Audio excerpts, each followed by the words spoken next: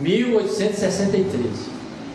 A grande visão da reforma de saúde, especificando minuciosamente o que faz mal e o que não faz. O perigo da igreja contrair doenças. Naquele tempo, a igreja queria como? Deus incluiu na visão o cálice único como sendo uma ameaça para a igreja, enquanto o ebola, tuberculose, tifo, meningite, hepatite estava em pleno desenvolvimento e atacando uma espécie de epidemia. Incluiu-se o cálice como uma ameaça? Não. Ao contrário. Como foi que Deus disse? O sétimo dia é que é santificado. Não qualquer um dia, mas a interpretação humana é que faz. Coloca um dia qualquer um.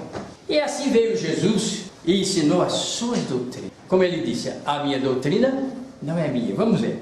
João 14, verso 23.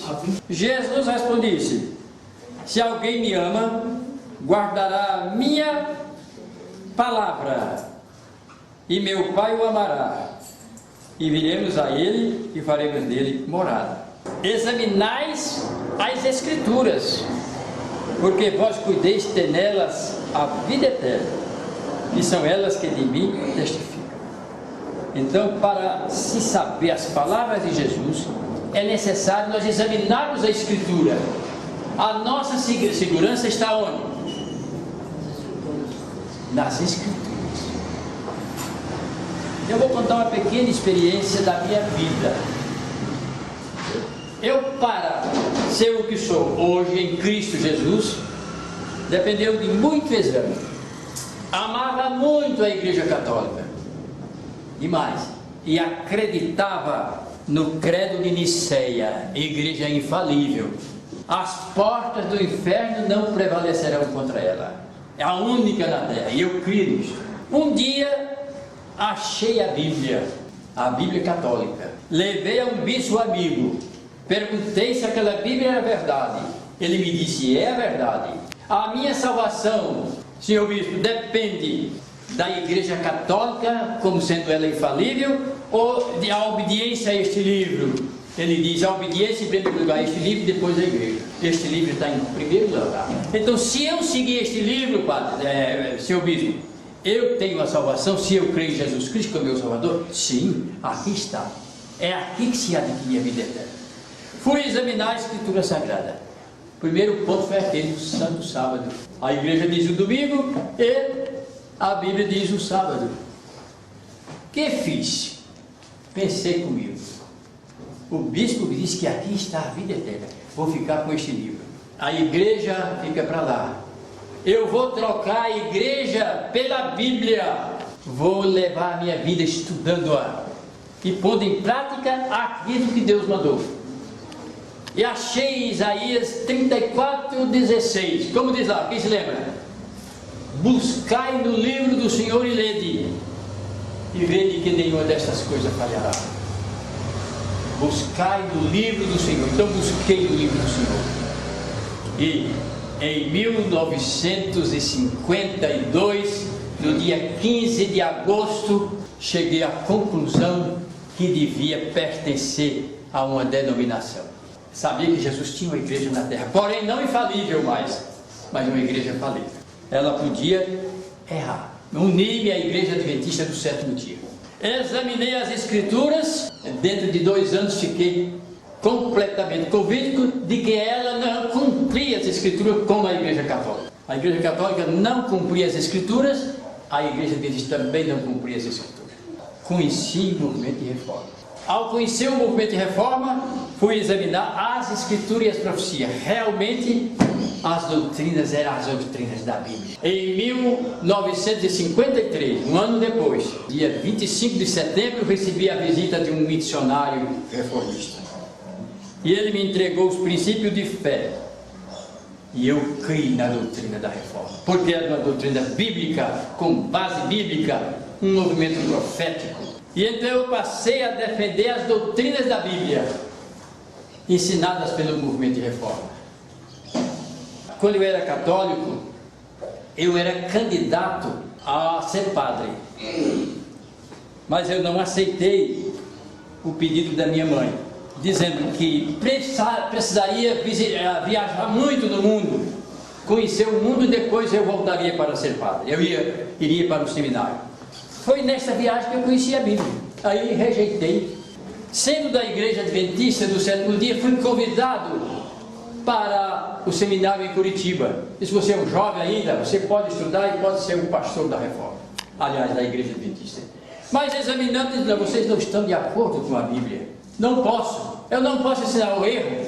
Só existe verdade e erro. Não tem terceira verdade.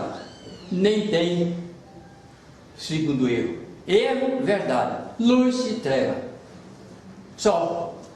E eu descobri pelas Escrituras Sagradas que vocês não creem em tudo que a Bíblia diz. Rejeitam doutrinas fundamentais da Sagrada Escritura. Filiei-me ao movimento de reforma 23 de dezembro de 1955. Fui recebido na igreja pelo pastor André Lavric. O irmão Lavric disse assim: João Caetano, nós temos 2 escolas para o ministério. Depois de ter examinado durante 1 ano toda a Bíblia, cheguei à conclusão que realmente o movimento de reforma era herdeira da Igreja Adventista, de suas doutrinas que eles praticaram no começo. Fiquei satisfeito. 2 escolas. Aqui está a escola missionária, o irmão Bárbaras é o professor, e aqui está a colportagem. Ambas são escolas missionárias. Qual que você prefere? Eu digo, eu vou comportar, porque pelo menos eu estou viajando, gosto muito de viajar. E assim me preparei e me tornei um missionário em 1962. Fui trabalhar, ensinar a verdade, as doutrinas bíblicas. As 2 doutrinas principais do cristianismo foram os 2 monumentos que sustentam a igreja cristã: batismo e Santa Ceia. Um fora da igreja e outro dentro da igreja. O batismo é fora da igreja e a Santa Ceia dentro da igreja. Fui estudar o assunto da Santa Ceia, como era, porque a Igreja Católica tinha uma maneira.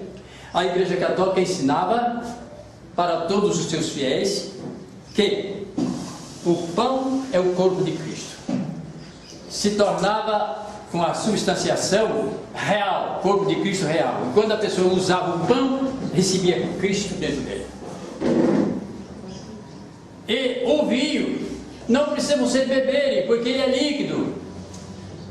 Eu, como representante de vocês, bebo em vosso lugar. Veja o tipo de interpretação que deram também a Santa Ceia. Eu acreditei, criei na igreja, não tinha Bíblia ainda. Ao examinar, vi que nada de substanciação, é apenas símbolo do sacrifício de Jesus Cristo. Eu fui batizado quando eu tinha 8 dias. Depois eu perguntei a um padre: escuta-me, eu fui batizado ao 8º dia, eu não conhecia nada, não sabia nada. Disse: não, mas o seu pai era católico, portanto, o seu batismo chama-se anabatismo, quer dizer, batismo de criança, que você foi batizado por seu pai. A fidelidade do seu pai, a religião do seu pai, fica substituindo para você interpretações também sobre o batismo, de maneira errada. Aí disse: mas escuta, mas a água que o senhor fez pôs um pouco na minha cabeça. Diz: não, não é assim não. João batizou com água, não disse que foi mergulhado. Então eu batizo você com água. Pronto. Você recebeu o anabatismo por seu pai, que já era adulto, iria aprender dele, e você foi batizado com água. Lá em João diz: batizo com água, não afundar nas águas. Portanto eu estou certo. Mas eu fui examinar as Escrituras e disse: não, aquele que não nascer da água, do Espírito, não pode ver o reino de Deus. Mas eles interpretaram o texto bíblico e mudaram o sentido. Isso que fez Satanás com o sacramento do batismo. Ou seja, esse estatuto do batismo mudou, chamado batismo por aspersão. Enquanto o Senhor diz: não, o batismo certo é por efusão. O que é efusão? Batismo com o Espírito Santo. Não, eu sou batizado com o Espírito Santo, não preciso bater de água, não. São 3 formas de batismo inventadas na Bíblia: batismo por imersão, mergulhado; batismo por aspersão, um pouco de água; e batismo por efusão, batismo no Espírito. Então, uma classe crê na batismo de criança. Outra crê no batismo por imersão, somos nós. E outra classe crê que o batismo só o batismo do Espírito. Porque João disse, eu batizo com água, mas aquele outro vai batizar com o Espírito Santo, o batismo com efusão. Pegam nesse texto e rejeitam as outras doutrinas da Bíblia. Veja que confusão Satanás fez com esse estatuto que Jesus instituiu. Só aprendemos se nós sabermos o significado do batismo. O significado do batismo é renúncia publicamente ao serviço de Satanás e morrer para o mundo, ser enterrado. O morto precisa ser enterrado e depois ressuscitado. Morreu com Cristo na cruz, ressuscitou com Cristo na sua ressurreição e torna-se agora uma nova criatura. Esse é o significado do batismo. No original, na raiz da palavra que vem do grego, batismo, quer dizer batizo. Batizo quer dizer mergulhar. Essa é a palavra correta do original do grego. Batizo. Não fala batismo, mas batismo, quer dizer, há um significado do verbo batizar, afundar. Bom, fui examinar também a questão da ceia do Senhor. Substanciação não é verdade. O pão, símbolo da morte de Cristo. O vinho, símbolo do seu sangue. E o cálice? Tem alguma parte da simbologia? A nova aliança. O corpo de Cristo são os membros participantes dos fiéis. O Novo Testamento, né? É, o Novo Testamento, ou seja, nova aliança. É isso mesmo. Quando Deus fez aliança com a lei de Deus com o povo de Israel, trouxe um cordeiro, derramou sangue. E a lei foi escrita em tábuas de pedra. E aí foi colocada dentro de uma arca. O povo observava a lei de longe.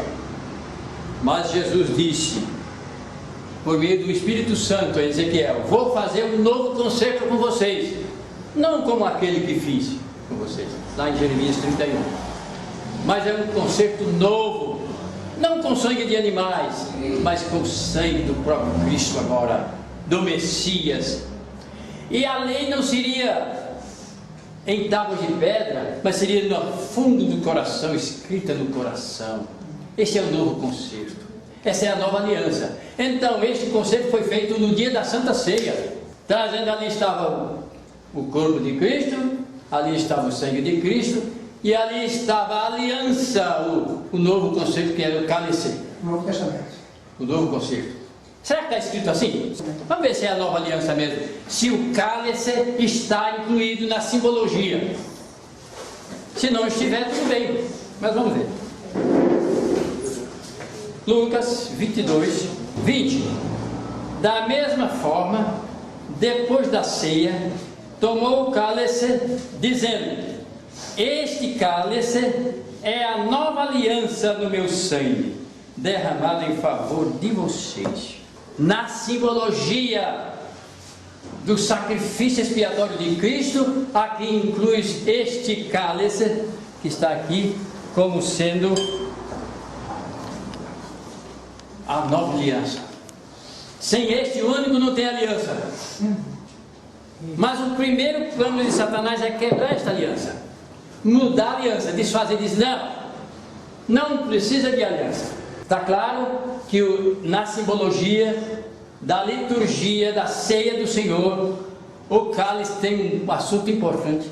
Por que então é necessário este cálice fazer parte da simbologia?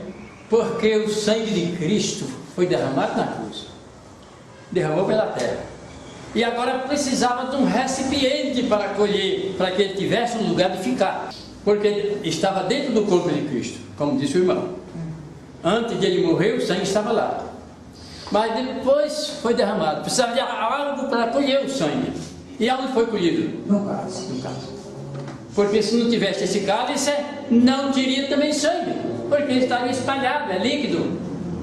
Foi esta doutrina ensinada pelo finado irmão Francisco de Pai, finado João Válvulas, finado irmão Laikoski e finado irmão Lavric. Eles e o finado irmão Paulo Tuleu. e finado irmão Secam. Estes irmãos pioneiros disseram: esta é a doutrina verdadeira. Aí eu disse: e a igreja adventista creu nisso? Creu. O começo da igreja, nós somos herdeiros desta doutrina, porque eles usaram o cálice único até 1909. Depois mudaram. Eu disse: e a base bíblica? Eles: nenhuma. Nunca acharam base bíblica para isso. Apenas disseram que era o cálice individual, era anti-higiênico.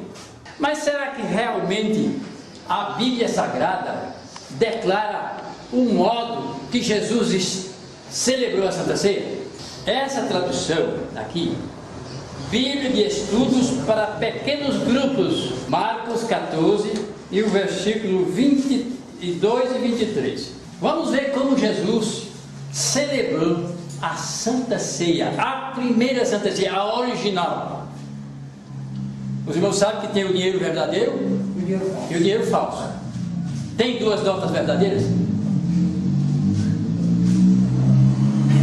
Ou é só uma verdadeira? Tem duas notas falsas? É só uma. A verdade e o erro, o amargo e o doce, a mentira e a verdade. Vejamos a Santa Ceia original, celebrada por Cristo, cabeça da igreja.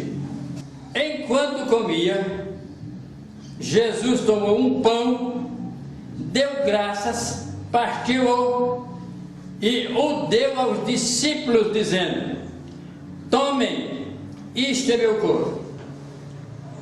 E em seguida tomou o cálice, deu aos discípulos, e em seguida tomou o cálice, deu graças, ofereceu-o aos discípulos e todos beberam. O ministro ancião oficiante então transfere o vinho. Aonde está o vinho? Vamos ver. Aqui. O ministro ancião oficiante transfere o vinho do jarro para o cálice. Todos se ajoelham enquanto é implorada a bênção. Desta vez, o assistente colocando a mão, ou o ancião, sobre o cálice. Os participantes então se levantam e permanecem de pé enquanto o vinho é servido. Vamos ver de que maneira.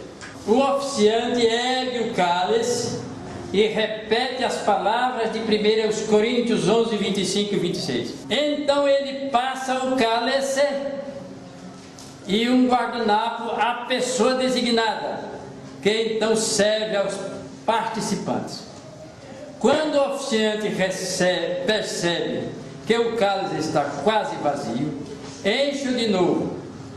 O cálice não deve chegar ao ponto de completamente vazio. Cada vez que o cálice é usado, deve ter suas bordas limpas com o guardanapo antes que seja oferecido ao participante seguinte. Depois de todos serem servidos, os assistentes e oficiantes servem-se mutuamente da mesma maneira como procedeu com o Pai. Eu posso descrever isso, irmão? Nunca, jamais. Eu posso dizer que a Bíblia está errada? De jeito nenhum. Eu posso mudar as palavras inspiradas de Deus? Não tem. Porque eu tenho uma ideia? Eu tenho um pensamento?